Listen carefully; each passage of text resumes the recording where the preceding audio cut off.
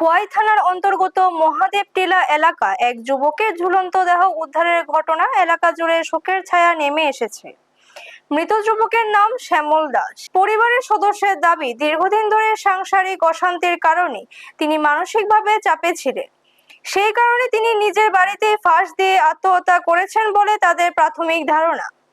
ঘটনার খবর পেয়ে খোয়াই থানার পুলিশ দ্রুত ঘটনাস্থলে পৌঁছে মৃতদেহ উদ্ধার করে ময়নাতদন্তের জন্য খোয়াই জেলা হাসপাতালের মর্গে পাঠায়। ময়নাতদন্ত শেষে মৃতদেহ পরিবারের সদস্যের হাতে তুলে দেওয়া হয়। পুলিশ একটি অস্বাভাবিক মৃত্যুর মামলা রিজু করে ঘটনা তদন্ত শুরু করেছে। এদিকে মৃতের পরিবারের এক সদস্য সংবাদ মাধ্যমের কাছে ঘটনার বিষয়ে তাদের বক্তব্য তুলে ধরেছে। ব্যুরো রিপোর্ট, নিউজ তৎকাল 24। ঘটনাটা আমার পাত্রে সুইসাইড করছে। আমরা তো জানি না, বাড়ির মেয়েদের আমরা আইসি সেটা দেখি ঘরের ভিতরে আছে, দরজা বাগিয়ে সেটা করে।